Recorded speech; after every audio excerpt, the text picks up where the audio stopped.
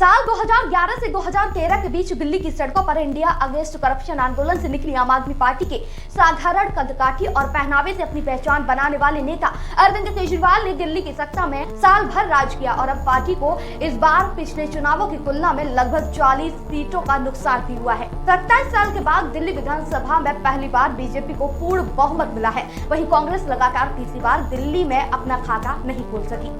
लेकिन आम आदमी पार्टी का क्या? अब सवाल उठ रहे हैं कि साल भर पहले तक जो प्रधानमंत्री बनने की ललक रखने वाले अरविंद केजरीवाल के हाथ से सीएम की कुर्सी भी फिसल गई है।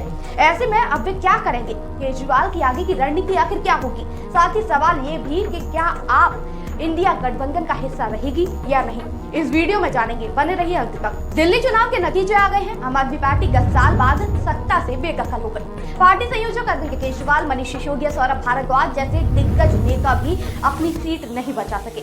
खुद अरविंद केजरीवाल नई दिल्ली सीट से भारतीय जनता पार्टी के प्रवेश वर्मा से 4000 से ज्यादा वोटों से हार चुके हैं। तो वहीं जगपुरा सीट से आम आदमी पार्टी के उम्मीदवार मनीष सिसोदिया, तो वहीं पटपड़गंज सीट से आप उम्मीदवार अवध ओझा भी हार चुके हैं। अब आम आदमी पार्टी के भविष्य को लेकर तमाम तरह के सवाल उठ रहे हैं।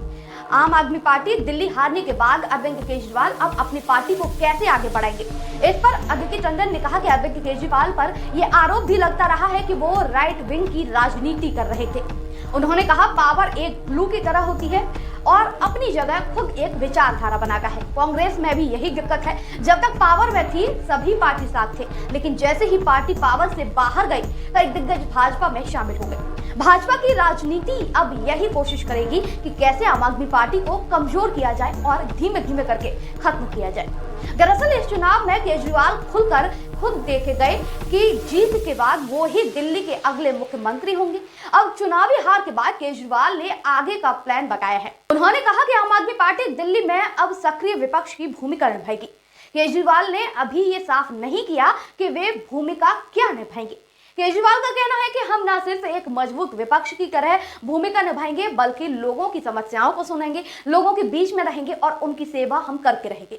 दिल्ली में हार से केजरीवाल की अगली रणनीति पर भी ब्रेक लग सकता है, क्योंकि केजरीवाल की हमेशा कोशिश रही है कि पार्टी अन्य प्रदेशों में भी चुनाव लड़े, अपनी उपस्थिति दर्ज कराए, संगठन भी अलग अलग राज्यों में खड़ा करे।